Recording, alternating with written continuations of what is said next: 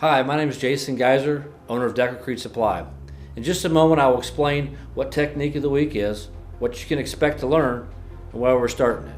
But first, if you just want to sign up, which is completely free, and start getting the videos in your inbox every Friday morning, fill out this form. All we need is your name and email. My journey into the decorative concrete business started over 20 years ago when me and my girlfriend at the time, Tracy, were in Las Vegas. It was the first time I had ever been there, and I was so surprised by the massiveness of everything. But I was even more amazed at what I was seeing with the decorative concrete.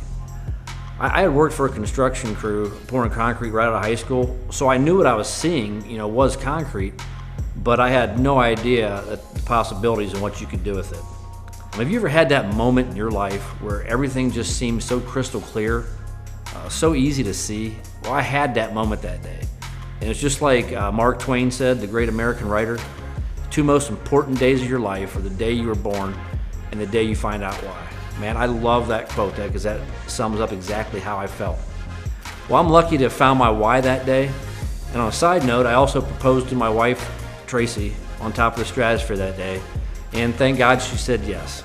And that was the best trip I ever had. So at the time of the Las Vegas trip, I was working for my dad in his electrical business.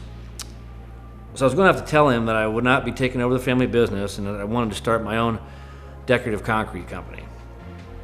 I knew what I wanted to do, but I had some major problems. Number one, I only had 1 year experience pouring concrete. I didn't really know what I was doing. Number two, I didn't know anything about decorative concrete because, it was relatively new, and so was the internet. So there wasn't information out there like YouTube and all the places you could go to find out information. Number three, there was no place to rent stamps. So I knew I was going to have to make the investment and buy them. And lastly, and most importantly, I was completely broke. The reaction I got from my family and friends when I told them what I was going to do, it wasn't good. They said, "You're going to do what?" I never heard of decorative concrete before. And you don't even pour concrete. How are you going to do that? A lot of people really doubted me, but let me tell you something, don't miss this. Some of the best things that have ever happened to me in my life are when people doubted me. So if you're going through this and you're just getting started, don't ever let somebody tell you you can't do something.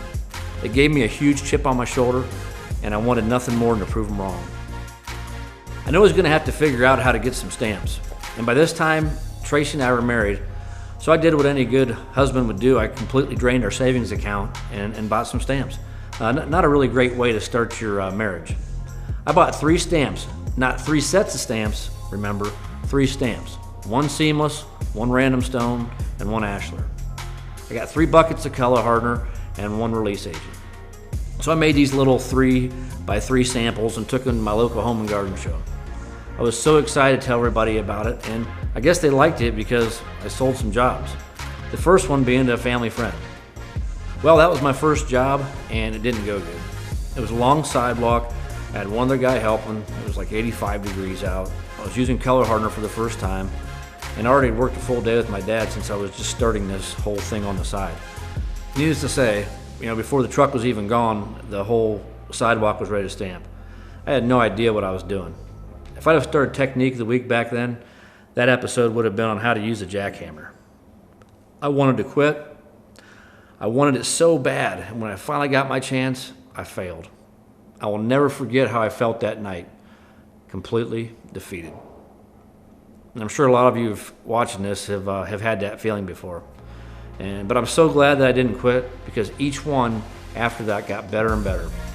In fact, I still have a picture of that job on my wall in my office to remind me of how I started and to never give up.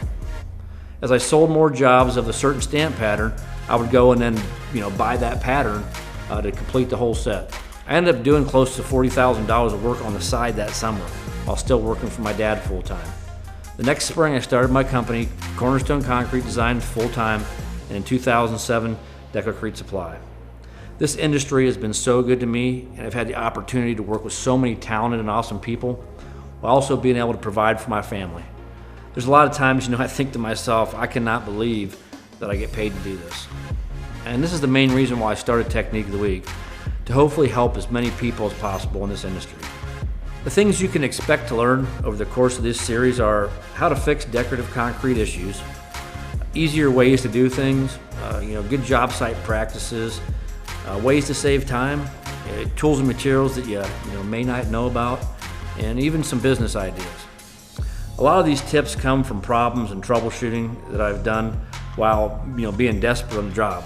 Believe me, I have a master's degree from the University of Hard Knocks, and I know what it's like not to have the right tool and learning the hard way. And then maybe the next time trying something different to figure it out. I hope these videos add value and help you on your journey in this industry. If you have a technique you would like to see done in an episode or have any other questions, we can be reached at tips@techniqueoftheweek.org. Enjoy this preview of what's to come, and thanks for watching.